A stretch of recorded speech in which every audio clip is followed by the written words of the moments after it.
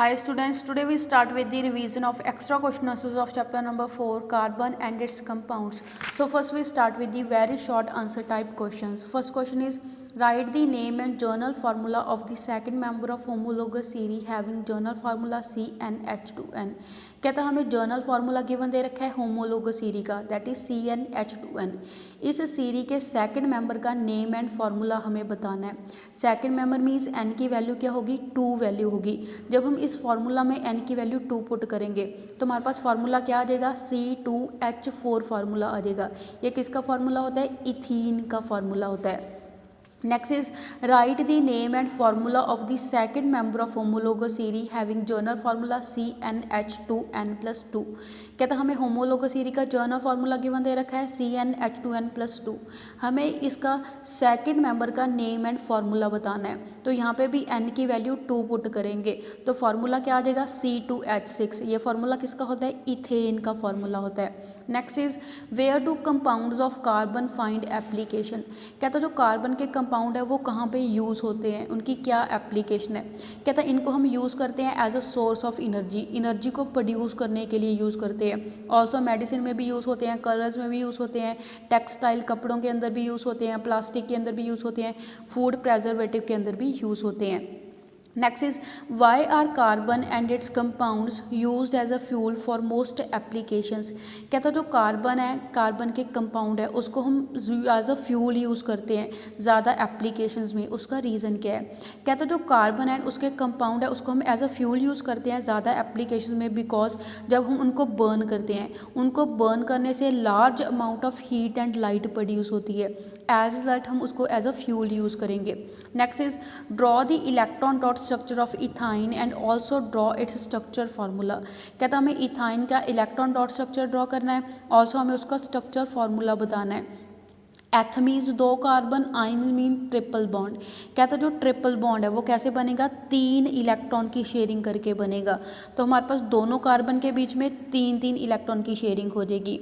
तो हमें पता है कार्बन में कितने इलेक्ट्रॉन होते हैं, आउटरमोस्ट शेल में 4 इलेक्ट्रॉन होते हैं. तो वो 4 बॉन्ड बना सकता है. 4 में से 3 इलेक्ट्रॉन की उसने सेंटर में शेयरिंग कर ली दूसरे कार्बन के साथ. तो हमारे पास दोनों कार्बन के साथ रिमेनिंग क्या बचेगा, एक इलेक्ट्रॉन बचेगा, जिसको वो 1 हाइड्रोजन के साथ इलेक्ट्रॉन की शेयरिंग करके पूरा कर लेगा. एज दैट कहता दोनों कार्बन का ऑक्टेट कंप्लीट हो जाएगा एंड दोनों हाइड्रोजन का डुप्लेट कंप्लीट हो जाता है. एंड इसका स्ट्रक्चर फार्मूला हम कैसे लिखेंगे, जब एक इलेक्ट्रॉन की शेयरिंग होती है तब हमारे पास सिंगल बॉन्ड की फॉर्मेशन होगी, जब 3 इलेक्ट्रॉन की शेयरिंग होगी तब ट्रिपल बॉन्ड की फॉर्मेशन होगी. एंड यहाँ पे भी एक इलेक्ट्रॉन की शेयरिंग है तो यहाँ पे भी क्या आ जाएगा, सिंगल बॉन्ड आ जाएगा. Next is, name the functional group present in the following compound. जैसे हमें कंपाउंड के बंदे रखे हैं ब्यूटेनोल एंड ब्यूटेनल, इनके बीच में हमें बताना है कि कौन सा फंक्शनल ग्रुप प्रेजेंट है. First is butanol. ओल यहाँ पे हमने यूज़ करा है. ओल किसके लिए यूज़ करते हैं, अल्कोहलिक ग्रुप के लिए यूज़ करते हैं, दैट इज OH ग्रुप के लिए यूज़ करते हैं. And next is butanal. अल हम किसके लिए यूज़ करते हैं, एल्डेहाइडिक ग्रुप के लिए यूज़ करते हैं, दैट इज CHO ग्रुप के लिए हम यूज़ करेंगे. Next is, give the ester test of carboxylic acid. कहता है कार्बोजाइलिक एसिड का एस्टर टेस्ट क्या होता है वो हमें बताना है. जब कहता है जो कार्बोजाइलिक एसिड है उसको वार्म करेंगे इथाइल अल्कोहल के साथ in the presence of few drops of concentrated sulphuric acid. कुछ ड्रॉप्स लेती है कंसनट्रेटेड सल्फ्यूरिक एसिड के, उसकी प्रेजेंस में कार्बोजाइलिक एसिड को हीट करते हैं इथाइल अल्कोहल के साथ. कहता है तब हमारे पास मीठी स्मेल आती है, वो किसकी होती है, एस्टर की फॉर्मेशन की स्मेल होती है. कहता जो फॉर्मेशन ऑफ एस्टर है वो हमें क्या शो करती है कि वहाँ पे कार्बोजाइलिक एसिड प्रेजेंट था. अगर कहता वहाँ पे कार्बोजाइलिक एसिड प्रेजेंट नहीं हुआ तो हमारे पास स्वीट स्मेलिंग एस्टर की फॉर्मेशन वहाँ पे नहीं होगी. तो इस टेस्ट को हम यूज़ करके कार्बोजाइलिक एसिड की प्रेजेंस को फाइंड आउट कर सकते हैं. Next is, write the number of covalent bond in the molecule of propane. कहता प्रोपेन के अंदर कितने नंबर ऑफ कोवलेंट बॉन्ड होते हैं वो हमें बताने हैं. प्रोपेन का फॉर्मूला हमें गिवन दे रखा है C3H8. 3 कार्बन, एन मतलब तीनों के बीच में क्या होगा, सिंगल बॉन्ड होगा. तो तीनों कार्बन के बीच में सिंगल बॉन्ड है एंड बाकी की जो रिमेनिंग वैलेंसीज होती हैं वो किसके साथ पूरी कर लेंगे, कार्बन की हाइड्रोजन के साथ पूरी कर लेंगे. एज उसके बाद हम काउंट करेंगे कि उसमें कितने नंबर ऑफ कोवलेंट बॉन्ड है. तो टोटल बॉन्ड यहाँ पे काउंट करके कितने आ जाएंगे, 10 कोवलेंट बॉन्ड्स आ जाएंगे. Next is draw the structure of butanone molecule. तो हमें ब्यूटेनोन मॉलिक्यूल का स्ट्रक्चर ड्रॉ करना है। दैट इज कहता है यहाँ पे हमारे पास क्या हो जाएगा, ब्यूटेनोन, ब्यूट मतलब 4 कार्बन, ओन मतलब कीटोनिक ग्रुप। कीटोनिक ग्रुप कौन सा होता है, सी डबल बॉन्ड ओ, ये वाला ग्रुप कीटोनिक ग्रुप होता है।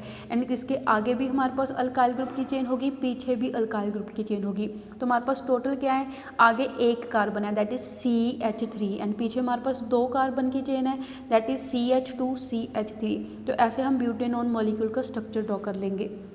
Next is write the number of covalent bonds in the molecule of ethane. Ethane molecule के अंदर कितने नंबर ऑफ कोवलेंट बॉन्ड होते हैं वो हमें लिखने हैं। तो एथ मीन्स 2 कार्बन, एन मीन्स दोनों के बीच में सिंगल बॉन्ड है। तो हमारे पास दोनों कार्बन में सिंगल बॉन्ड आ जाएगा एंड दोनों कार्बन की जो रिमेनिंग वैलेंसीज है उसको हम हाइड्रोजन के साथ पूरी कर लेंगे। एज एट वहाँ से हम काउंट कर लेंगे कितने नंबर ऑफ कोवलेंट बॉन्ड आते हैं, 7 कोवलेंट बॉन्ड आते हैं। Next is write the number of covalent bonds in the molecule of butene. कि ब्यूटीन के अंदर कितने नंबर ऑफ कोवलेंट बॉन्ड आते हैं।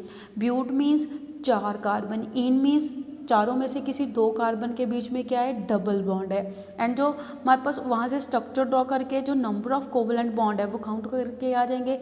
10 सिंगल कोवलेंट बॉन्ड आएंगे एंड 1 क्या आ जाएगा, डबल कोवलेंट बॉन्ड आ जाएगा। Next is name the 5th member of alkyne series. Alkyne series का 5वां मेंबर हमें बताना है।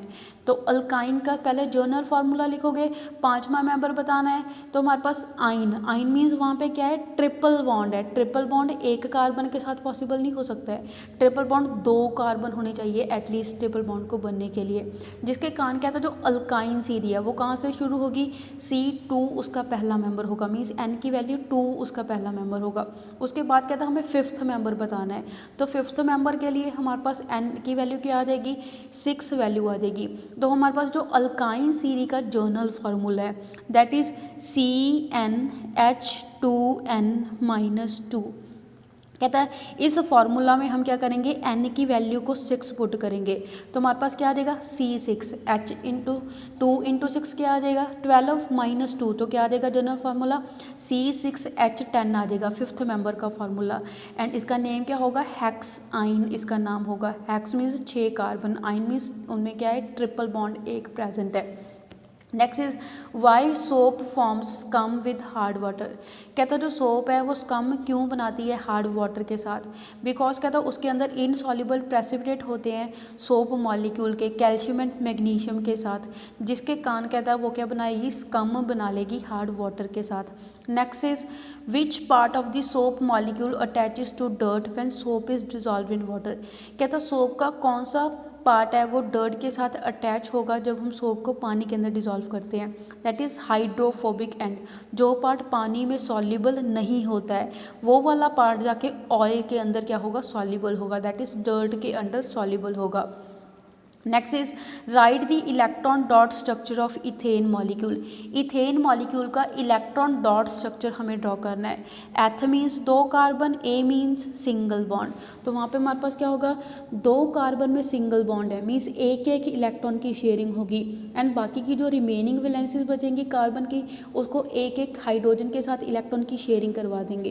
तो हमारे पास ये वाला क्या आ जाएगा, इलेक्ट्रॉन डॉट स्ट्रक्चर आ जाएगा इथेन का। तो इलेक्ट्रॉन डॉट स्ट्रक्चर में हमें इलेक्ट्रॉन की शेयरिंग को शो करना है। Next is give electron dot structure of ethene molecule. Ethene molecule का फार्मूला हमें केवल दे रखा है, एथ मीन्स 2 कार्बन, इन मीन्स उसमें क्या होगा, डबल बॉन्ड। डबल बॉन्ड के लिए 2 इलेक्ट्रॉन की शेयरिंग करवाएंगे एंड जो बाकी का रिमेनिंग एक एक इलेक्ट्रॉन होगा दोनों कार्बन के साथ, वो 2 हाइड्रोजन के साथ मिलकर क्या कर लेगा, एक एक इलेक्ट्रॉन की शेयरिंग कर लेगा एंड वहाँ से इथीन का फार्मूला आ जाएगा। Next is why gradation of physical properties occur on moving down in a homologous series. जब कहता हम होमोलोगस सीरीज में डाउन मूव करते हैं, ऊपर से नीचे की तरफ को मूव करेंगे, उस दौरान जो फिजिकल प्रॉपर्टीज़ है वो चेंज क्यों होती रहती हैं, बिकॉज कहता है होमोलोगस सीरीज में क्या होता है, जर्नल फार्मूला सेम होगा बट 1 CH2 यूनिट का डिफरेंस होगा, फर्स्ट से सेकंड मेंबर में, सेकंड से थर्ड मेंबर में। 1 CH2 यूनिट इंक्रीज होने के कारण क्या था, जब हम ऊपर से नीचे की तरफ को मूव करेंगे होमोलोगस सीरीज में तो मॉलिक्यूलर मास क्या हो जाएगा, इंक्रीज हो जाएगा। मॉलिक्यूलर मास इंक्रीज होने से उसकी जो फिजिकल प्रॉपर्टीज़ है उसमें क्या आ जाती है, ग्रेडेशन आ जाती है। So that's all for today, stay home, stay safe, thank you.